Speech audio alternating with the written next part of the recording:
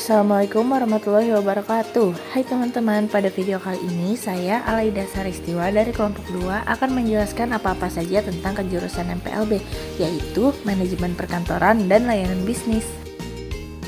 Materi pertama di sini yaitu ada pengenalan MPLB. Pengenalan mapel dasar MPLB.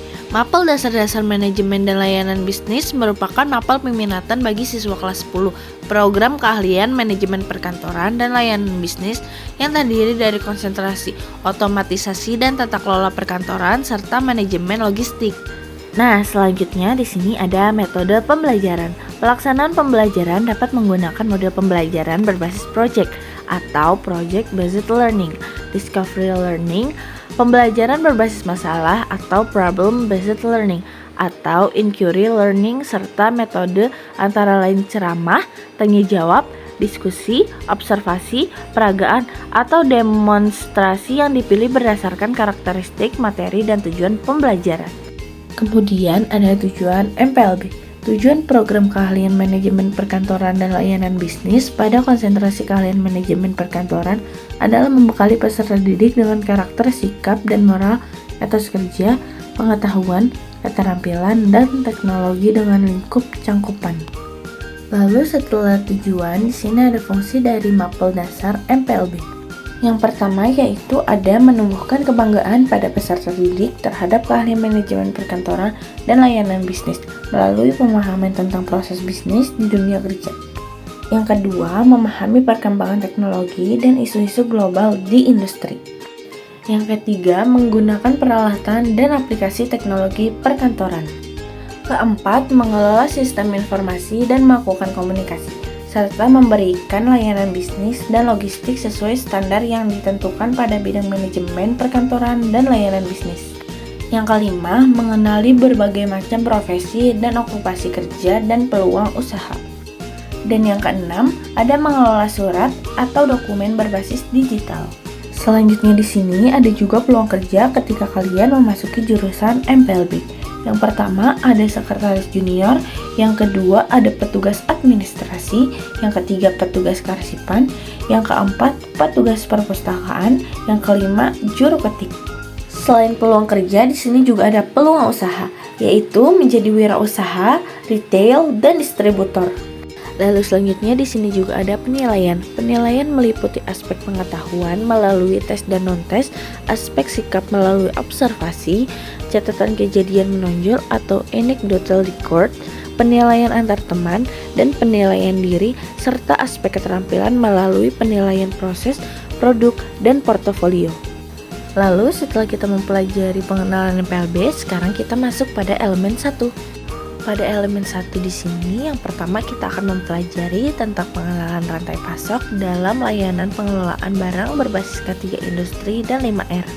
K3 yang pertama di sini yaitu ada upstream supply chain, yaitu pengelolaan perpindahan produk yang diletakkan antara perusahaan dengan vendor penyedia bahan baku. Yang kedua ada downstream supply chain, yaitu pendistribusian produk dari perusahaan ke konsumen. Yang ketiga ada internal supply chain, yaitu pengelolaan ketersediaan bahan baku, pasokan bahan baku, serta proses publikasi yang dilakukan oleh sistem manajemen. Lalu setelah K3 di sini juga ada 5R. Yang pertama, pelanggan melakukan pesanan. Dalam sebuah bisnis manufaktur, khususnya perusahaan yang berorientasi pada original equipment, manufaktur pelanggan merupakan mata rantai pertama. Proses pengelolaan rantai pasok baru bisa dilakukan apabila pesanan dari pelanggan masuk ke perusahaan. Yang kedua, perencanaan. Dari pesanan pelanggan yang masuk, perusahaan mendapatkan informasi penting seperti tanggal penerimaan produk serta jumlah pesanan. Yang ketiga, pembelian. Setelah rencana sudah jadi dan matang, Departemen Purchasing merupakan melakukan pesanan bahan baku dan bahan pendukung yang sudah direncanakan sebelumnya. Mereka harus menetapkan jadwal penerimaan barang serta jumlah yang dibutuhkan. Yang keempat, inventory. Bahan baku dan bahan pendukung yang diterima perusahaan harus melalui proses uji, kualitas, dan ketahapan terlebih dahulu. Setelah itu, barang masuk ke dalam gudang. Yang kelima, produksi.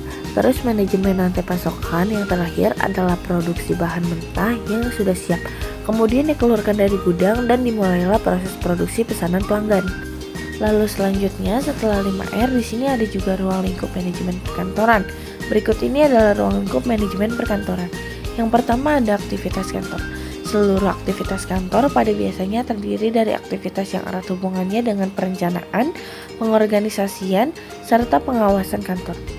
Yang kedua ada sarana atau fasilitas kerja perkantoran. Fasilitas atau sarana kerja kantor melingkupi gedung, lokasi, serta peralatan kantor yang diantaranya interior dan seluruh mesin kantor. Lanjut, sekarang kita akan memasuki pada elemen 2. Materi pertama yang akan kita pelajari pada elemen 2 ini yaitu perkembangan manajemen perkantoran modern. Manajemen perkantoran modern berarti manajemen perkantoran terbaru atau mutakhir, memanfaatkan sikap, pikiran, tingkah laku modern. Ditunjang oleh pemanfaatan teknologi modern, yaitu teknologi terbaru atau mutakhir yang sesuai dengan pembaharuan, sehingga sesuai dengan perkembangan zaman. Lalu materi yang kedua ada otomatisasi perkantoran. Otomatisasi dan tata kelola perkantoran atau biasa disingkat OTKP, dahulu bernama administrasi perkantoran atau AP, merupakan salah satu cabang bidang keahlian bisnis dan manajemen, mempelajari tentang pengetikan naskah atau dokumen, penanganan telepon, penataan dan pengelolaan surat atau dokumen, penataan dan pengelolaan arsip, penanganan perjalanan bisnis, penanganan dana kas kecil, penyimpanan pertemuan rapat, penanganan aplikasi, dan penanganan informasi melalui internet. Selanjutnya, materi yang ketiga di sini ada perkembangan revolusi industri 4.0. Era industri 4.0 atau yang sering dikenal dengan cyber physical system adalah fenomena di mana terjadinya kolaborasi antara teknologi siber dengan otomatisasi. Era industri 4.0 memungkinkan kita untuk mendapatkan berbagai kemudahan dalam berinovasi membangun bisnis. Materi yang keempat yaitu ada dampak positif perkembangan teknologi. Yang pertama, mudah dalam komunikasi. Yang kedua, mudah mencari informasi. Yang ketiga, mudah transaksi bisnis. Yang keempat, komunikasi tidak terbatas. Yang kelima, mudah bekerja jarak jauh. Yang keenam, banyak layanan umum termasuk layanan pemerintah. Selain dampak positif, di sini juga ada dampak negatif dari perkembangan teknologi.